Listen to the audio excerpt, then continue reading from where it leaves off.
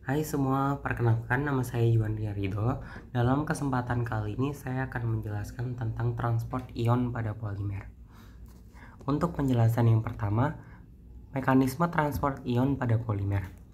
Transport ion pada polimer terjadi melalui mekanisme difusi dan migrasi ion dalam matriks polimer. Berikut adalah beberapa mekanisme utama transport ion pada polimer. Yang pertama, difusi ion. Ion bergerak melalui medium polimer dengan berpindah dari satu situs yang energinya lebih tinggi ke situs lain yang energetiknya lebih rendah. Proses ini dipengaruhi oleh gradien konsentrasi ion. Yang kedua, hopping atau lompatan. Ion berpindah dari satu siklus ke siklus lain melalui mekanisme hopping yang sering terjadi pada jaringan polimer yang tersegmentasi atau berstruktur amorf. Yang ketiga, migrasi ion di bawah medan listrik. Ketika medan listrik diterapkan, ion-ion bermuatan bergerak sesuai dengan arah medan tersebut, menyebabkan arus ionik. Mekanisme ini sangat penting dalam perangkat seperti baterai dan fuel cell. Yang keempat, peran gugus fungsional. Gugus fungsional polimer yang bersifat ionik seperti sulfonat, karboksilat, atau fosfonat dapat membantu dalam penambatan dan transportasi ion melalui interaksi ion dipol ataupun ion-ion. Pembahasan kedua yaitu mengenai aplikasi polimer dengan kemampuan ion konduktif. Polimer dengan kemampuan ion konduktif memiliki beberapa aplikasi penting, termasuk yang pertama, baterai lithium ion, elektrolit dan elektrodit polimer solid yang mampu menghantarkan ion litium digunakan untuk meningkatkan keamanan dan fleksibilitas pada baterai. Yang kedua, fuel cell.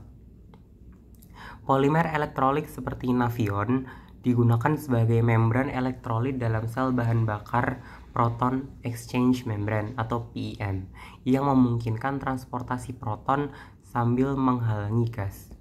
Yang ketiga, sensor ionik. Polimer yang konduktivitas ionnya tinggi digunakan dalam sensor ionik untuk mendeteksi keberadaan ion tertentu dalam suatu larutan. Yang keempat, superkapasitor. Polimer yang menghantarkan ion digunakan dalam elektroda superkapasitor untuk meningkatkan kapasitas dan efisiensi energi. Yang keempat, elektrolit polimer untuk peningkat dan penyimpanan energi. Penggunaan polimer konduktif ion sebagai elektrolit atau solid state untuk meningkatkan stabilitas dan keamanan perangkat penyimpan energi.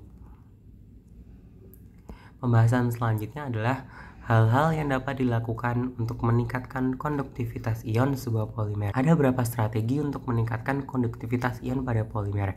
Yang pertama, peningkatan mobilitas ion, menggunakan plasticizer atau menambahkan pelarut untuk meningkatkan fleksibilitas rantai polimer sehingga memudahkan pergerakan ion.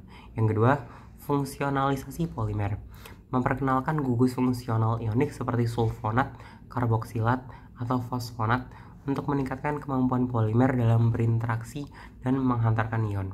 Yang ketiga, peningkatan jalur ionik, membuat jaringan atau saluran dalam polimer yang dirancang khusus untuk memfasilitasi transport ion. Yang keempat, doping ionik, menambahkan dopan yang dapat meningkatkan jumlah carrier ion dalam polimer. Yang kelima, nanokomposit polimer, menggunakan nanomotor.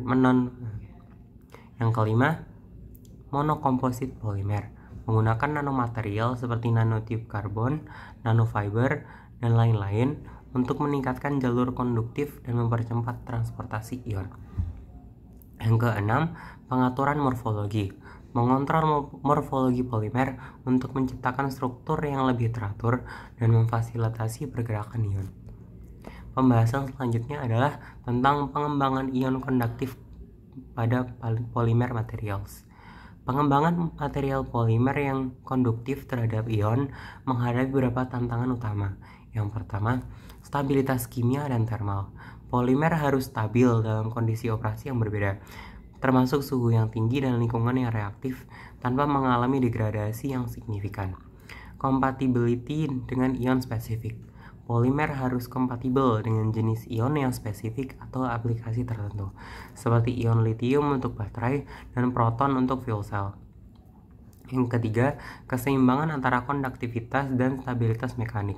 Peningkatan konduktivitas ion seringkali mengorbankan stabilitas mekanik polimer. Mencapai keseimbangan yang tepat antara kedua sifat ini adalah tantangan yang besar. Yang keempat, proses stabilitas dan skala produksi. Produksi polimer konduktif ion dalam skala besar dengan biaya yang efisien dan sifat yang konsisten adalah tantangan yang penting untuk aplikasi komersial. Yang kelima, pemahaman mekanisme transport ion.